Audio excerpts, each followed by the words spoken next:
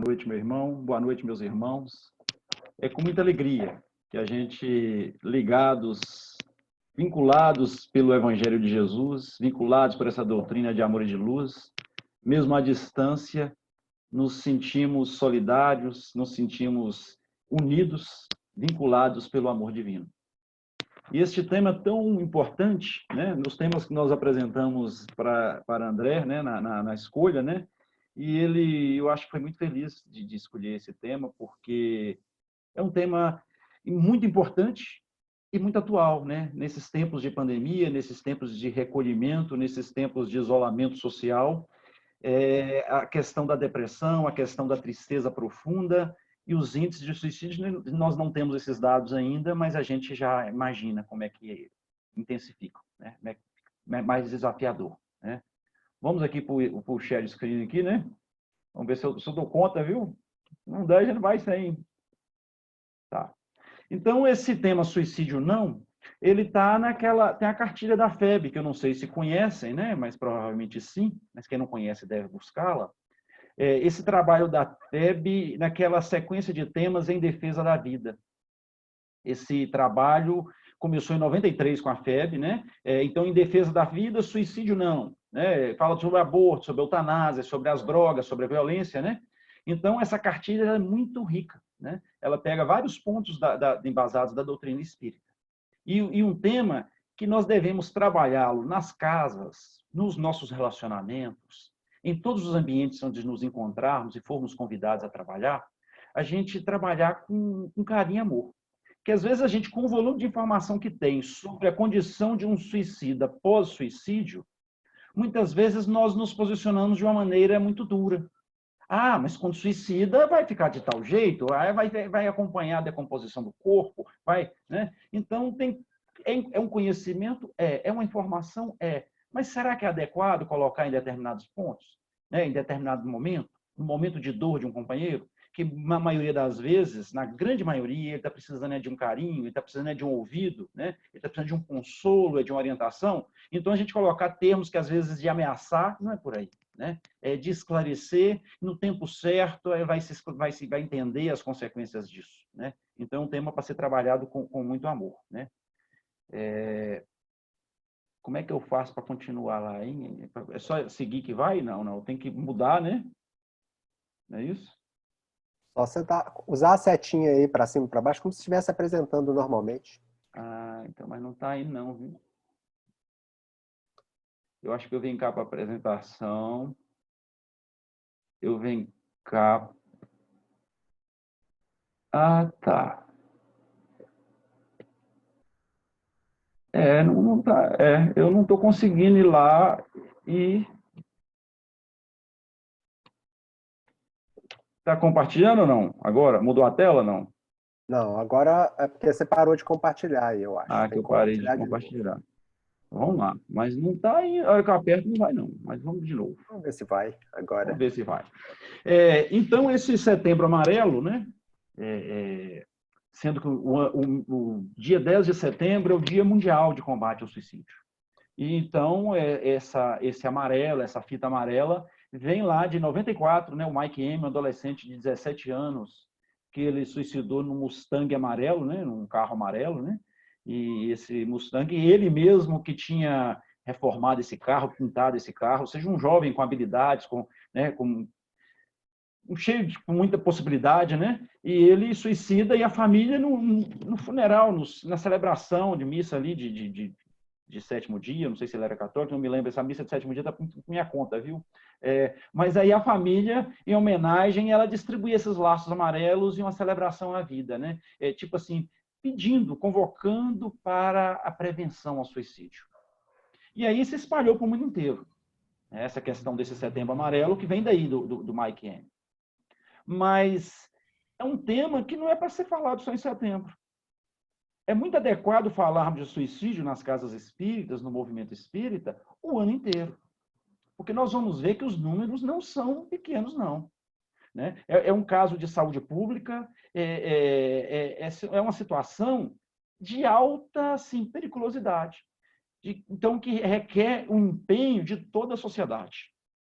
Que às vezes a gente fala assim, mas o governo não faz nada, né? O governo, né? Não, não é governo, é a sociedade. O governo também, todas as instituições, toda a população, cada indivíduo, todos agirmos de maneira, assim, preventiva, né? Vamos lá, então, nos números. Vou voltar para cá. Vamos sem. Eu vou ler, não tem muito material, não, viu, gente? A leitura não é muito extensa, não.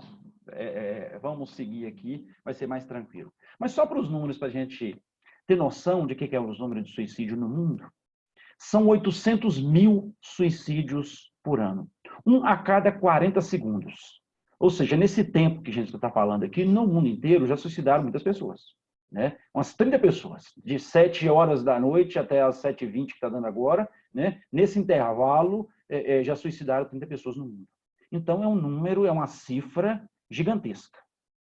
No Brasil, são 12 mil por ano, em média 12 mil por ano, ou seja, em torno de 1.000 suicídios por mês. Né? É muita coisa, são 33 por dia. Né? A maior taxa está entre os homens, apesar das mulheres tentarem mais. Os homens são mais eficientes, entre aspas, né? As mulheres tentam mais, os homens conseguem, têm números maiores de suicídio, são mais efetivos, porque os homens sempre usam métodos mais drásticos, né? Sempre enforcamento, tiro, se jogam de precipício, né? E as mulheres usam métodos que dá tempo de ser socorrido, como ingestão de medicamento, corta o pulso, né? Então, são métodos que muitas vezes conseguem um tratamento, conseguem ser socorrido. Então, esses números são, nas mulheres, mais tentativas e menos suicídio. Maior entre homens e com mais de 70 anos. Né? E tem crescido muito entre os jovens de 15 a 29. Tem crescido entre crianças e adolescentes de 10 a 15 anos também. Né? Ou seja, a situação está avançando. E a gente entende, nós com o conhecimento de doutrina espírita que possuímos, a gente entende que é pesado em função do materialismo. Aí nessa cartilha da FEB, ela aborda muito essa questão de o materialismo. Kardec trazia muito. O grande adversário a ser combatido, que muitas vezes nós nos empolgamos com o movimento espírita e achamos que o espiritismo é a solução de tudo e focamos na doutrina espírita e queremos, às vezes, competir com as outras religiões e nos esquecemos que o grande adversário é o materialismo. O orgulho e o egoísmo estando irmanados aí, mas dentro da cultura materialista. Né? Dessa cultura de que morreu, não tem mais nada. Não existe vida após a morte. Esse é o grande adversário. E é esse adversário que motiva, muitas vezes, o suicídio. Né? Se a gente analisar, entrar no mundo do suicida, a gente vai entender que a visão, a busca dele é justa. Ele quer encerrar essa dor, esse sofrimento. Mas não sabendo as consequências disso, não sabendo que vai ser muito pior do que está. Né?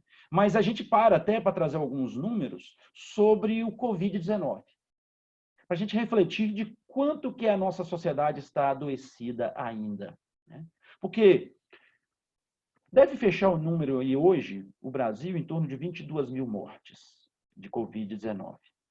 O mundo, em torno de 340 mil, deve fechar aí hoje. Fechou ontem 330, 340 mil. E aí todo mundo, assim, abalou o mundo. Mudou as relações, mudou tudo. Né? É um momento de repensar mesmo, de repensarmos o sentido da vida. Mas, gente, o suicídio mata todo ano 800 mil pessoas. E nem gente não parou o comércio, não parou nada. Tá, mas é porque o Covid é transmitido, né? Nas nossas relações, no contato humano. Tá. Mas o suicídio mata tão ou mais que o Covid-19. Né? Porque são 800 mil pessoas todo ano.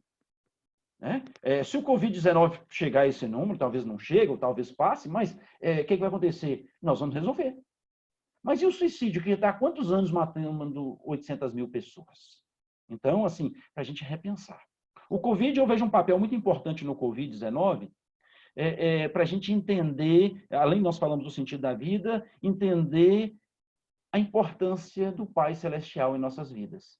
O que eu andei escutando de um jovem, essa frase me marcou muito há tempos atrás, ele falando que, gente, a ciência está evoluindo tanto, que daqui uns dias o homem não vai morrer mais, não. A gente vai trocar os órgãos, vai reformar, vai tal, e a gente vai eliminar a morte.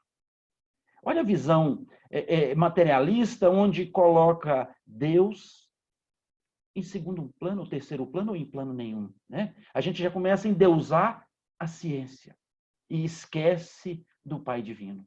E esquece de quanto que somos pequenos diante do Pai. Né? Diante que nós somos diante do Senhor da vida, nós dependemos de tudo. Né? Nós não somos proprietários de nada. Né? Nós somos criaturas. Então, esse Covid serve para a gente repensar o quão pequeno nós somos. Né? O tema suicídio ele é pouco falado na mídia, tem um cuidado, tem um zelo, né? Mas às vezes esse zelo tem excesso, né? Mas tem as razões de ser, porque tem uma obra de 1774, que é O Sofrimento do Jovem Werther, de Goethe, e esse livro ele narra, né, uma desilusão amorosa, né, do jovem Werther, e ele suicida, e ele relata a forma do suicídio dele na obra, e quando essa obra foi lançada lá no século XVIII, no fim do século XVIII, aconteceu uma série de suicídios no mesmo formato do jovem Werther. Então, o que aconteceu desde o século XVIII? Pensa bem, já tem tanto tempo, né? Mais de 200 anos, e o cuidado que tem em se divulgar o suicídio. Nós tivemos uma série aí na Netflix, né? 13 Razões, né? Onde com a jovem descreve o suicídio também. E assim, os analistas, os estudiosos, né? A gente recomenda um autor aí que é o André Trigueiro, né? O André Trigueiro tem palestras boas, tem um livro sobre suicídio também, e ele fala como que a Netflix às vezes foi infeliz na forma que apresentou essa série, né? Não a Netflix, os produtores, né? Que a Netflix só reproduz, né? Mas os produtores da série 13 Razões, porque essa questão de você colocar os detalhes do suicídio, essa forma que é abordada, né? Tem cuidado na imprensa, às vezes, quando vai divulgar um suicídio, de você não exaltar muito as qualidades morais do suicida, porque identificaram que isso motiva as pessoas. As pessoas falam assim, mas se ele suicidou, eu também vou. E a divulgação mais comedida, porque senão incentiva as pessoas a pensando em suicidar. E quando vê que alguém suicidou e faz uma grande divulgação, como aconteceu com Marilyn Monroe, outras pessoas falam assim, eu também vou. Então, esse cuidado. Mas esse cuidado não abre, assim, é a proibição. Ou não dever falar do tema, não poder falar do tema. Deve ser falado. Deve ser esclarecido. Né? Esse é que é o sentido de falar em suicídio. Os estudiosos, eles nos trazem que tem 6 sinais que a gente deve prestar atenção. 6 temas importantes sobre o comportamento suicida, de que a gente prestar atenção daquele que está à nossa volta. Né? Então, uma delas é as frases de efeito. Às vezes, a pessoa que vai suicidar, ou na grande maioria, ele anuncia. Aqueles companheiros que estão mais próximos, a pessoa fala assim que a vida não tem mais sentido, dá vontade de morrer, dá vontade de sumir, e essas frases antecedem. E, às vezes, a gente faz pouco caso. Às vezes, a gente fala assim, cão que ladra não morde. Ou, o companheiro está fazendo isso para chamar atenção. Que seja para chamar atenção. Ele está chamando atenção por causa do seu desespero, por causa da sua dor. Né? Então, às vezes, a gente faz pouco caso de uma tentativa de suicídio, né? Que são em torno de 40 tentativas para um suicídio. A relação é mais ou menos essa. Então, a gente fala assim, mas fulano está tentando aqui para chamar a atenção. Não é, não. E que seja, né? Tá também para chamar a atenção. Mas a dor que está ali é muito grande. Nós não temos autoridade nem condições de julgar. Então, nós temos que prestar atenção naqueles que estão no mesmo lar, principalmente. Né? Aqueles que estão no mesmo teto, debaixo do mesmo teto, dormindo às vezes no mesmo leito, o companheiro, a companheira de caminhada, né? O cônjuge, né? A gente ter atenção com a mudança de comportamento, com essas frases de efeito. Então, o segundo ponto que eles abordam, né, os estudiosos abordam, são as mudanças bruscas, mudanças de comportamento. Uma pessoa que era muito alegre, ela se torna muito triste, muito fechada. Né? Muito comum entre os adolescentes. O comportamento, já que está aumentando muito o número entre os adolescentes, nós temos que cuidar dos nossos adolescentes, das nossas crianças, é a questão do bullying na escola, é a questão do se sentir diferente, né? A questão da depressão também, nós vamos abordar, que é o grande tema, né? Então já vamos para o terceiro ponto aí das características, que é drogas e depressão. E a droga, a ciência entende que a pessoa muitas vezes vai para a droga para buscar o quê? O alívio para tanta dor e tanto sofrimento, para a tristeza profunda da depressão. Então, droga e depressão está muito irmanado, está muito ligado, né? Tá junto. E o problema, como nós falamos, está começando cada vez mais cedo, né? Cada vez entre crianças. Depressão em crianças. Então, a importância de nós pais, de nós educadores, nós vinculados ao movimento religioso, de estarmos atentos a levar o evangelho. Como diz o nosso companheiro daqui de Flotone, Oliveira, né? Oliveira fala que nós temos a responsabilidade, o dever de apresentar Jesus para as nossas crianças e para os nossos adolescentes. É uma responsabilidade nossa. E esse apresentar, claro, com evangelização, com reunião de jovens, mas principalmente pela nossa postura, pelo nosso cuidado, pelo nosso zelo, né? Pela nossa amizade, pelo nosso companheirismo. E nesses tempos de pandemia, a gente está tendo essa oportunidade de um convívio mais intenso, mais junto, mais próximo. Então, vamos desfrutar e vamos aprender, né? Outro ponto que os estudiosos nos trazem também é a questão das tentativas recorrentes, que nós começamos a falar até, né? Volta e meia, aquele que tentou suicidar uma vez, a chance é muito grande de voltar, de retornar. E aí vai uma questão, um ponto de reflexão, que não estava nem no script, na fala, não. A gente pensar nesse tempo de pandemia, de reestruturar o nosso atendimento fraterno nas nossas casas espíritas, no nosso movimento espírita. Porque o atendimento fraterno, quando ele é presencial, nos tempos normais, sempre aconteceu nas casas espíritas, tudo bem. Agora, não é possível ser presencial mais. Não é possível? Vamos para o virtual. Não é possível fazer uma palestra presencial, mas nós não estamos aqui comunicando, trocando ideias, falando do Evangelho, falando de Deus, falando de Jesus. Então, o atendimento fraterno, a gente tem que mantê-lo agora. Reestruturar, vai dar um trabalho, vamos ter que aprender, né? Vamos ter dificuldade no começo. A ideia, às vezes, não vai ser bem aceita, uns vão ter dificuldade com a tecnologia, mas vamos nos esforçar, porque é uma oportunidade, nesse momento de dor e de sofrimento, de estar com um companheiro. Nós tivemos uma reunião na nossa casa hoje, virtual, né? Mas para definir essa nova forma de fazer esse atendimento fraterno virtual. Vamos trabalhar em dupla, né? É bom sempre o atendimento fraterno sem dupla. É estudar as apostilas que tem, o material que tem. Vai ter um treinamento aqui da União Espírita Mineira agora, dia 29, sobre atendimento fraterno, né? Então, a gente está buscando essas ferramentas para a gente estar levando esse consolo, levar esse evangelho para essas pessoas, para esses irmãos, esses companheiros de caminhada que estão enfrentando maiores dificuldades, né? E uma grande característica da depressão, nós vamos falar um pouquinho mais sobre ela, é a perca da alegria espontânea. Claro, todos nós temos os nossos momentos de tristeza, mas são momentos. Um dia você ficou muito triste, acordou, não está bem. Mas se isso for constante, se isso passar a ser normal, aí já é preocupante. Preste atenção que nós estamos abordando aí a questão de, mais que, assim, preventiva, né? A gente entender, nos observar e observar os companheiros de caminhada. Porque é muito triste quando algum familiar, eu não falo nem quando comete suicídio, quando ele tenta suicídio. Quando ele fala em suicídio. Ou ele fala mais adiante, passa muito tempo e fala assim, eu pensei. E aí a gente fala assim, mas eu não percebi, eu nunca notei nada. Né? A gente tem esse carinho, esse zelo, esse cuidado de estarmos prestando atenção nos companheiros de caminhada. Né? Então, vamos prestar atenção nisso aí. Agora, nós quer falar um pouco mais sobre a depressão, né, e as drogas, né? A depressão, ela atinge em torno de 6% da população mundial. Ou seja, o mal do século, é tido como o mal do século.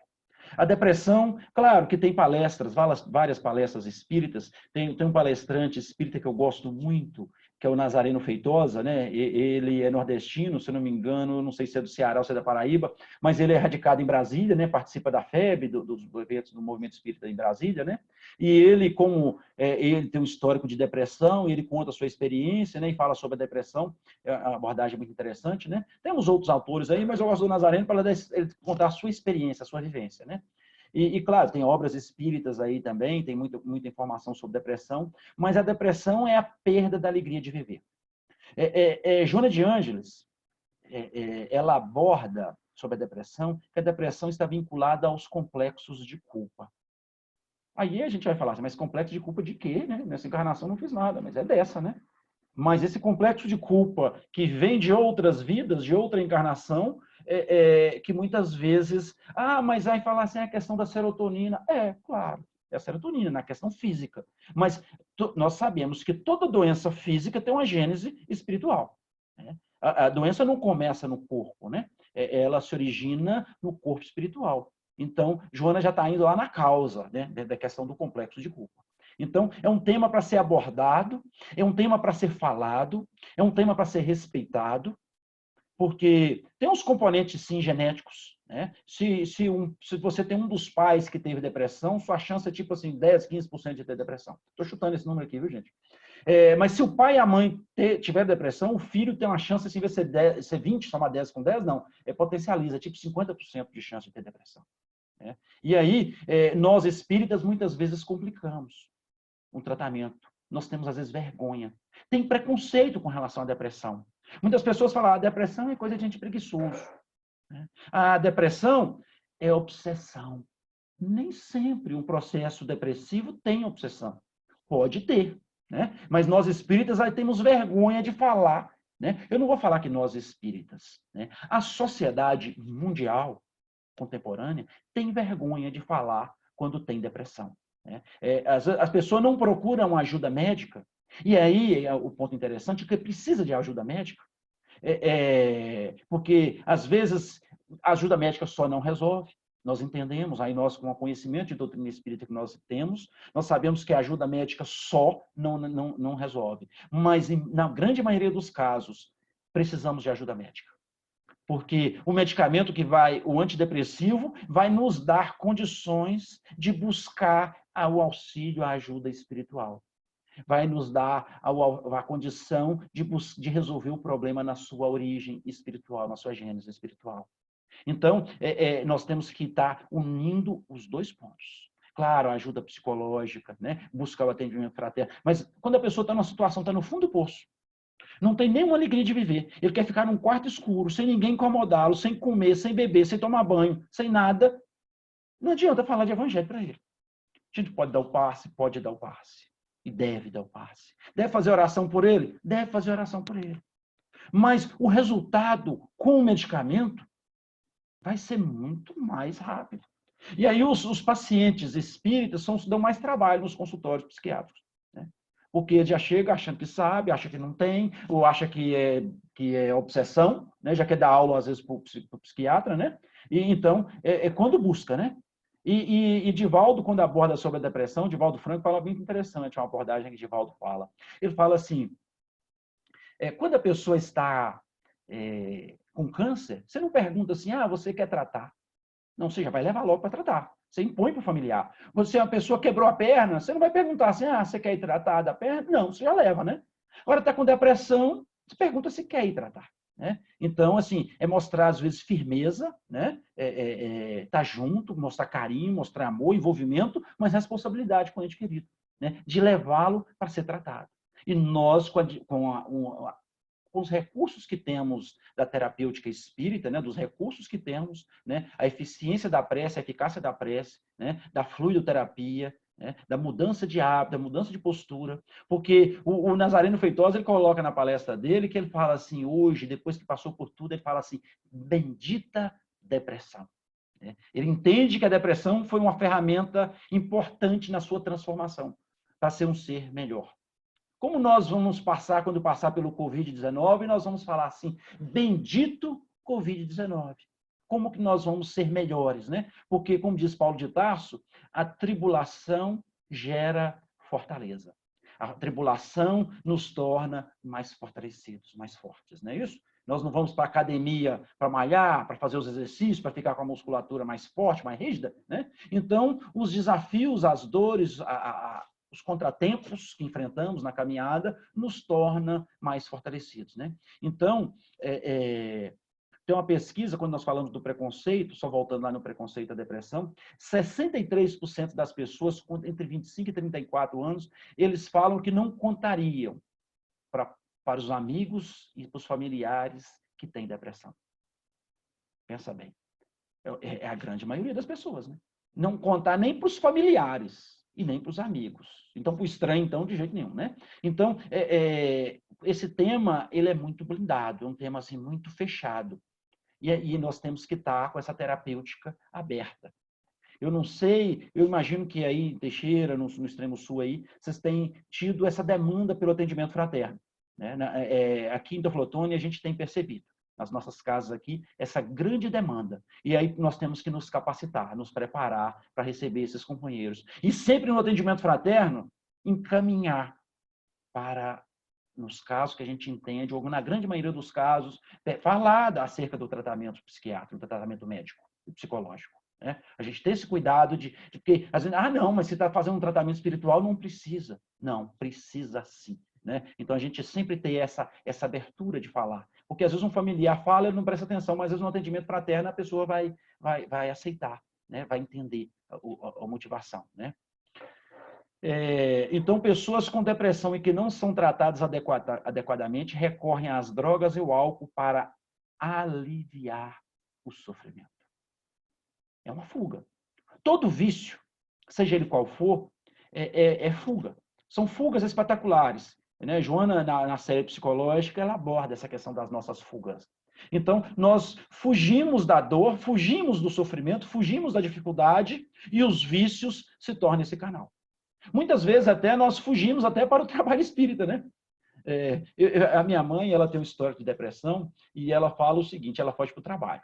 Ela vai movimentar, ela fala que não pode ficar parada, né? E às vezes ela foge do psiquiatra também, foge do medicamento, né? Então a gente tem que vigiar para ela fazer o tratamento, né? Mas às vezes a gente foge até, claro, que é melhor fugir, ser viciado num trabalho no bem, numa atividade na casa espírita, né? E tentar abraçar todas as atividades e querer fazer de tudo e ficar o tempo inteiro ligado, né? É melhor isso do que esse e para os vícios, né? Para as drogas, para o álcool, né? Mas também se vicia também. Como tem vício em internet, vício em WhatsApp, vício em rede social, né, nas curtidas e tal. Tem vários vícios, né, além das drogas, né, que são fugas que a gente realiza para não enfrentar essa dor, esse desafio que muitas vezes a vida está nos proporcionando. Né? E essa dor é uma oportunidade de crescimento. Né? Teve um país, a Inglaterra, que ela conseguiu reduzir o número de suicídio fazendo um grande trabalho de tratamento da depressão.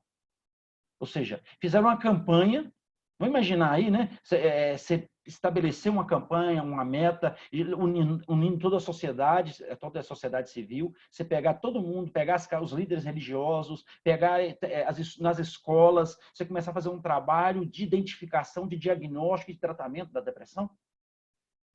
Porque 90% dos casos de suicídio tem um histórico de problema mental, transtorno mental. E de depressão ou esquizofrenia, que são os principais. A grande maioria, depressão. Então, por isso que a Inglaterra focou o quê? Na depressão. Pegou o tema depressão, fez uma campanha, fez um trabalho fantástico, né? E, dentro disso, colheu resultados, pouco tempo depois. Então, assim, fica aí para a nossa reflexão, né? No pós-pandemia, né? Durante a pandemia, né? Nas nossas casas espíritas, mas para a gente refletir acerca disso, de um tema que deve ser trabalhado, né? Para podermos a gente ter mais resultados mais eficientes, né? Lá no capítulo 5 do Evangelho segundo o Espiritismo, eu vou falar, mas todo mundo sabe que é o Bem-aventurado dos Aflitos, né? Esse é um capítulo que a gente tem que, nesses tempos de pandemia, estar nos voltando nele, né? Bem-aventurados os aflitos, né? É um capítulo, assim, muito, muito consolador, É um capítulo que nos põe para entender mais, compreender mais a dor e extrairmos daí lições, extrair ensinamentos, extrair encaminhamentos, extrair saídas. Né? Então, esse capítulo Bem-aventurados aflitos assim, é fantástico. E lá na apostila da FEB, os organizadores eles pegaram uma frase de Kardec, lá no capítulo 5, lá, que é o Bem-aventurados aflitos, o item 14, que é o seguinte: a calma e a resignação, auridas da maneira de considerar a vida terrestre e da confiança no futuro, dão ao espírito uma serenidade que é o melhor preservativo contra a loucura e o suicídio. Ou seja, considerar a vida terrestre, né? A gente considerar, e da confiança no futuro, né? Você considerar isso aí com calma e resignação, a gente entendendo que a vida continua, que nós não começamos aqui, não fomos criados, nós não estamos espírito, nós somos espíritos, né? Nós temos um corpo transitório, essa vida aqui é transitória, aqui é uma oportunidade de aprender, a dor aqui não é eterna, aqui é só um momento, é só um minuto ao longo da eternidade, que é o segundo que a gente está vivendo, né? Então, que é transitório. A gente entendendo, com essa confiança no futuro, a gente vai combater com muito... É uma prevenção contra a loucura e o suicídio. Então, esse capítulo 5, a gente fala não só dessa frase, não, né? É o capítulo todo, né? O Bem-aventurados aflitos é um capítulo para ser estudado, né? Nesse período de pandemia. Né? Porque, à medida que nós vamos nos vendo, nos posicionando como seres espirituais, né? A gente, vencendo essa questão do materialismo, a gente vai compreendendo melhor o sentido da vida, a gente vai se fortalecendo diante das intempéries. Os tipos de suicídio, nós temos o suicídio indireto, ou seja, o intencional, né? O direto, que é aquele, ou seja, a pessoa rompe os laços da vida de uma maneira abrupta, né? Então, resulta de autoconsciente, há planejamento, às vezes com detalhes, não é isso? E o indireto, que resulta de hábitos, comportamentos e hábitos viciosos que lesam a saúde ou psíquica ou ambas, né? Ou seja, os vícios morais ou físicos, né? Então, lá no Livro dos Espíritos, Kardec pergunta, né? Se também é considerado suicídio, se tem culpa. Aí o Espírito responde, mais culpado ainda, né? Porque não foi no momento de desespero. Foi um planejamento, foi um hábito negativo alimentado durante anos, durante décadas, muitas vezes, né? Com hábitos perniciosos. Então, a gente está se vigiando, está se controlando, né? Porque quando a gente estuda a obra de André Luiz, a gente vê que os completistas são raros, né? Eu acho que quando ele fala que os completistas são raros, né? Os completistas, aí só para a gente entender, aqueles que planejaram o tempo de vida e que completa, né? Que respeita a vida, que tem os cuidados, né? E que completa o tempo planejado. Ou seja, então, esse suicídio indireto é cometido pela maioria, a gente pode dizer assim. Então, é para a gente repensar. Quando eu falo assim, eu não tenho depressão, eu não tenho vontade de me matar, mas o que eu estou fazendo da minha vida? Né? Os recursos que estão à minha disposição, o que eu estou fazendo com eles? A gente sempre, para a gente potencializar a capacidade que a gente tem, os recursos que a gente tem. E essa doutrina é muito maravilhosa porque ela não nos deixa acomodar. Né? Se a gente está produzindo 30 por 1, a gente pode produzir 60 por 1, como diz na parábola, né? Pode produzir 100 por 1. E a gente gostaria de lembrar aqui do livro Estante da Vida, do Humberto de Campos, né? Ele assina já como Irmão X. No capítulo 2, tem um depoimento, uma entrevista que Humberto faz com a jovem senhora que suicidou-se. Claro, esse não é um capítulo para a gente entregar para uma pessoa que às vezes está numa situação muito desesperadora, não, né? Às vezes não vai consolar, não, né? Mas assim, é pesado, né?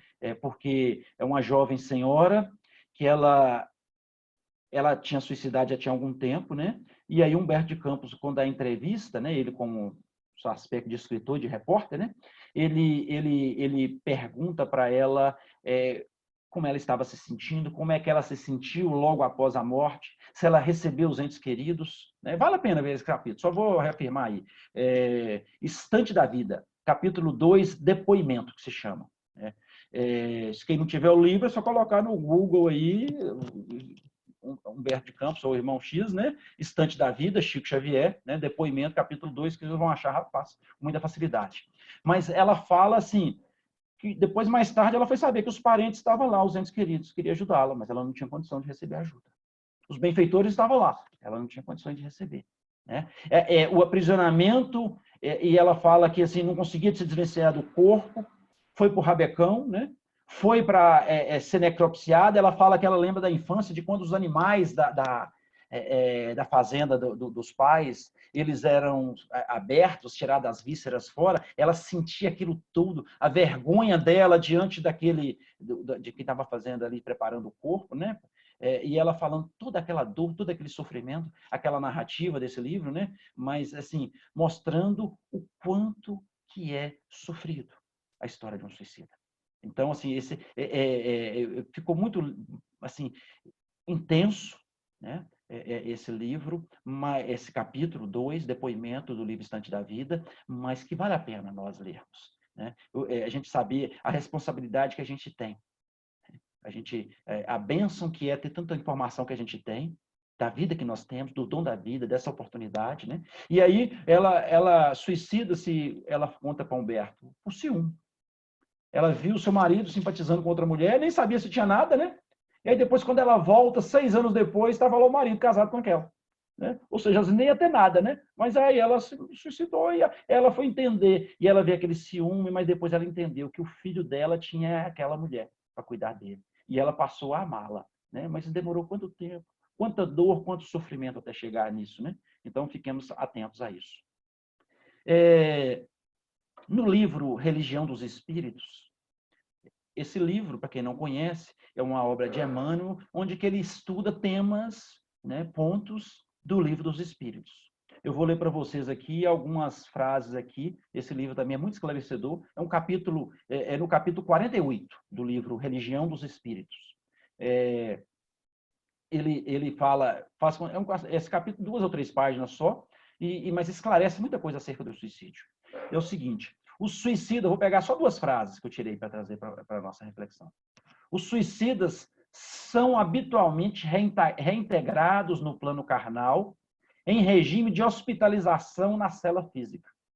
Ou seja, olha, Emmanuel, assim, eu gosto muito de ver a beleza que ele coloca ele fala assim, o corpo físico como uma cela, né, como uma prisão, né? Então, eles são reintegrados no plano carnal, ou seja, são reencarnados, em regime de hospitalização na cela física, aprisionado na cela física, né, hospitalizado, né? Que lhes reflete as penas e angústias na forma de enfermidades e inibições. Ou seja, as dificuldades que vamos ter. Né? E ele continua. Segundo o tipo de suicídio, direto ou indireto, ou seja, quando nós suicidamos indiretamente, também estamos arcando com essas consequências, né? Porque é o que nós falamos. A doença do corpo é consequência da doença da alma, do espírito imortal. Né? Então, surgem as distonias orgânicas derivadas, que correspondem a diversas calamidades congênitas. Ou seja, várias doenças congênitas, né? Inclusive a mutilação e o câncer, a surdez e a mudez, a cegueira e a loucura, a representarem terapêutica providencial na cura da alma. Ou seja, esses processos de privação que nós enfrentamos. Aí nós lembramos até de um caso de Chico, né? Uma criança que nasceu sem os braços, cega, surda e muda. E aí os médicos recomendaram que aquela criança, por um problema circulatório, deveria amputar as pernas. E a mãe, né, o coração de mãe, né, não concordando com aquilo, entanto com a dor do filho, né, com a limitação que ele tinha, aquela mãe amorosa, ela procura Chico Xavier, na época. Isso foi lá para a volta da década de 60, 70. E aí Chico fala para ela, minha irmã, siga as recomendações médicas. Ela queria saber de Chico, será que deixa amputar as pernas ou não deixa, né? E aí aquelas pessoas que estavam em volta se comoveram muito e ficaram até rebeldes com relação à divindade. E falaram assim, mas como é que Deus pode fazer um negócio desse? A criança nasce cega, surda e muda, sem os braços, e agora vai perder as pernas, né? Não entendendo ali os mecanismos da divindade, não entendendo o amor divino. naquela visão que nós temos de Deus que castiga, de Deus que pune, né? E aí Chico, com aquele jeito manso, tranquilo, suave, Chico vira para eles e fala assim: meus irmãos, esse espírito, ou seja, não é essa criança, né? É esse espírito imortal, né? Vendo as entrelinhas do como Chico falou. Então, esse espírito suicidou nas últimas 10 encarnações. Pensa bem. Esse espírito suicidou nas últimas 10 encarnações. E ele pediu para vir cego, surdo e mudo em seus braços. E que, se ele corresse risco de suicidar mais uma vez, que ele perdesse as pernas também. Pensa bem. Para quebrar o condicionamento. Ah, é castigo. Não, não é castigo. Deus não castiga, Deus não pune. Deus ama. Né? Deus educa. Né? Então, aquele espírito ali era para quebrar aquela sequência, para quebrar aquele condicionamento do suicídio. Então, vamos entender com mais tranquilidade. Não podemos deixar de falar sobre suicídio, falar de Dona Ivone do Amaral Pereira, né? Que nasceu em 1900 e desencarnou em 1984. Dona Ivone, que havia suicidado nas 2 últimas encarnações. Chico Xavier a chamou, né? Depois teve até uma obra homenageando ela, né? Não escrita por Chico, né? Mas uma heroína silenciosa.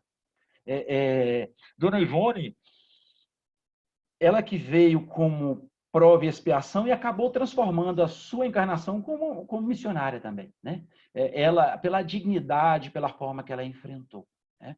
Dona Ivone, ela teve a opção de vir com o dom da mediunidade, ao invés de vir com deformidades no corpo.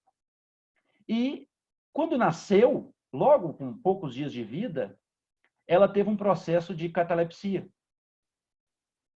E a sua mãezinha achava que ela não tinha desencarnado. Gente, ela já estava num caixão já, um caixão infantil pequeno, né? Já estava na sala da casa para ser sepultada, e a mãe com um grande aperto no coração, a mãe dela, que era católica, o pai de Dona Ivone, que era espírita, né? Mas a mãe, ela se dirige a Nossa Senhora e pede que, ela fala que perdeu um filho, a filha dela era muito triste, muito sofrido. Mas se a filha dela fosse enterrada viva, seria um sofrimento muito maior para ela. Então, que ela pediu um sinal para Nossa Senhora. E aí, quando ela faz essa prece, a filha, a Dona Ivone, né, a bebê Ivone, né, do Amaral Pereira, começa a chorar, né, estava prestes a ser enterrada, a ser sepultada. Né? E então, Dona Ivone teve, depois, mais adiante, ela teve, na idade um pouquinho, ainda na infância, ela teve outro processo de catalepsia, né? E ela, com muita dignidade, e essa obra que ela trouxe, Memória de um Suicida, né? Memória de um Suicida, que é um best-seller do movimento espírita, é um livro de, muitas vezes, de dificuldade de leitura da maioria de nós, né? Principalmente a primeira parte, né? De entender, de enfrentar aquela dor, mas é um livro muito esclarecedor. Né? É um livro que não é para a gente ficar jogando na cara das pessoas. Falar, se você suicidar, vai acontecer isso, você vai se decompor, você vai... Não, não é. Mas para a gente entender. Né? A gente tratar com muito carinho aqueles que estão passando por dificuldades, mas não é, às vezes, com ameaça, não é com terrorismo que a gente vai levar esclarecimento e levar amor. Né? Então, mas Dona Ivone, ela nos narra nessa obra a Legião dos Servos de Maria. Né? Uma equipe de consolo, de amparo, de sustentação no plano espiritual, onde criou um hospital e tem um ambiente onde vão resgatar os suicidas e dar apoio aos suicidas no plano espiritual. Então, assim, é uma obra também que merece. Né? Em homenagem a Dona Ivone, o trabalho dela, a gente... claro, tem outras obras, mas essa é a grande obra e o assunto que nós temos, né? Nós temos em pauta. Então, vale a pena a gente trabalhar, ler esse livro. Ler e, se possível, até estudar. Né? A gente vê lá a importância das reuniões mediúnicas nessa obra, né? Como é que o suicídio, na reunião mediúnica, muitos têm a condição de reparar, de dar uma melhorada no perispírito, na sua condição, né? Nesse choque anímico, nesse contato com os médiuns, né? Como é que a preparação do médium para receber o suicida, né? Da equipe, né? É um gesto de amor. Então, é um livro, assim, livro que vale a pena. É um livro, a gente tem... gratidão à doutrina, e a gente tem a obrigação de estudar esse livro. Tem um caso também muito interessante, que a gente vê a importância nossa, a responsabilidade nossa, mesmo no pós, nós falamos muito da nossa responsabilidade antes do suicídio, de maneira preventiva, de maneira de cuidar, de zelar, né? De prevenir. Mas mesmo depois, no pós-suicídio, Divaldo Franco, eu escutei essa essa narrativa de Divaldo numa de suas palestras, né? Onde ele fala, e depois Sueli Caldas Schubert, ela narra no livro Semeador de Estrelas, ela colocou o título assim, O Suicida do Trem. E Divaldo conta que ele, quando ele leu um jornal certa feita em Salvador, ele viu lá que um senhor de origem humilde, um pai de vários filhos, né? Ele tinha suicidado, se jogado nos trilhos de um trem e foi atropelado pela ferrovia. E aí Divaldo se tocou, se sensibilizou com a dor daquele homem. E ele, Divaldo conta que ele tem um livrinho, um caderninho de orações, onde é que ele anota o nome das pessoas, para ele fazer oração regularmente. E ele, durante 15 anos, Divaldo, 14 ou 15 anos, Divaldo faz preces em favor daquele moço. E ele conta que um dia, ele estava muito triste, Divaldo, né, que a gente vê esses grandes ícones aí, né, da humanidade, a gente fala assim, eles nem enfrentam dificuldade não, já é espírito evoluído, né? Claro, esse espírito evoluído sofre muito com as nossas dificuldades, com as dores do mundo, com o sofrimento do mundo, eles são abalados, né? E muitas vezes são caluniados, são desrespeitados, né? Mas então sofrem muitos ataques, enfrentam suas dificuldades. E quem leu a história de Divaldo sabe, né? De processo obsessivo, né? De grande dificuldade que Divaldo enfrentou, sofrimento familiar, coisas desse tipo. Mas Divaldo fala que uma certa noite ele estava muito triste, né? E ele começou até a chorar. Ele fala que tem uma dificuldade de chorar, que ele chora para dentro, não chora para fora, né? Mas esse dia ele começou a chorar e percebeu que o espírito aproximou dele. E falou que ele não devia chorar, não. Porque ele, esse espírito, amava muito Divaldo. E Divaldo não conhecia, não sabia quem era, né? E aí, nesse bate-papo, nesse diálogo, né? Divaldo, aí ele conta para Divaldo que ele era aquele homem que havia suicidado há 14, 15 anos atrás. E que, durante muito tempo, ele sentia aquela cena se repetir, dos trilhos despedaçando o seu corpo. Imagina essa dor, né? E de maneira contínua, repetida. Ele falou que o único momento que ele tinha um alívio era nos momentos que Divaldo fazia prece por ele. Pensa bem na importância de uma prece, no valor de uma prece. E foi através disso que ele foi encontrando condições de sair daquele momento de dor e de sofrimento. Então, aí a importância de uma prece que nós devemos fazer por aqueles que suicidaram, por aqueles que tentaram suicídio, por aqueles que estão enfrentando a grande dor. O nosso papel, né? Tendo esse conhecimento, essa informação, o que nós podemos fazer por um companheiro de caminhada? Então, fiquemos atentos com isso. Eu queria trazer no final, eu não sei se eu já posso finalizar, como é que é a dinâmica aqui agora, que é aquele poema Retrato de Mãe, de Maria Dolores, né? Através da psicografia de Chico Xavier. É um poema assim muito belo, né? E que tem muito a ver com o tema de hoje, né? E a poesia, a arte espírita, né? Ela nos promove, ela nos eleva. Então, eu não sei, eu quero um ok do André aí, se vamos para um poema ou se vamos para um bate-papo primeiro, como é que fica? Pode seguir, Cristalino, pode fazer Podemos o seu seguir. poema aí, claro. Então, só para sabermos, né? Eu acho que a maioria conhece, mas é interessante que a poesia, e uma poesia da beleza que é esse poema, a gente não cansa, né? A gente sabe como é que é o final, mas a gente se emociona sempre, né? A gente se toca sempre, a gente se eleva sempre, né? E a arte tem esse papel, e a arte espírita também. Também não, principalmente. Depois de muito tempo, sobre os quadros sombrios do Calvário, Judas, cego no além, errava solitário. Era triste a paisagem, o céu era nevoento. Cansado de remorso e sofrimento, sentara-se a chorar. Nisso, nobre mulheres de planos superiores, nimbada de celestes esplendores que ele não conseguia divisar, chega e afaga a cabeça do infeliz. Em seguida, num tom de carinho tão profundo, quase que em oração, ela lhe diz: meu filho, por que choras? Acaso não sabeis? Replica o interpelado, claramente agressivo. Sou morto e estou vivo. Matei-me e novamente estou de pé, sem consolo, sem lar, sem amor e sem fé. Não ouvistes falar de Judas, o traidor? Sou eu que aniquilei a vida do Senhor. A princípio julguei poder fazê-lo rei, mas apenas lhe impus sacrifício, martírio, sangue e cruz. E em flagelo e aflição, eis em que a minha vida agora se reduz. Afastai-vos de mim, deixai-me padecer neste inferno sem fim. Nada me pergunteis, retirai-vos, Senhora. O assunto que me lastima é unicamente meu. No entanto, a dama calma respondeu: meu filho, sei que choras, sei que lutas, sei a dor que causa o remorso que escutas, mas vem apenas falar-te que Deus é sempre amor em toda parte. E acrescentou serena: a bondade de Deus jamais condena. Venho por mãe a ti, buscando um filho amado. Sofre com paciência a dor e a prova. Terás em breve uma existência nova. Não te sintas sozinho ou desprezado.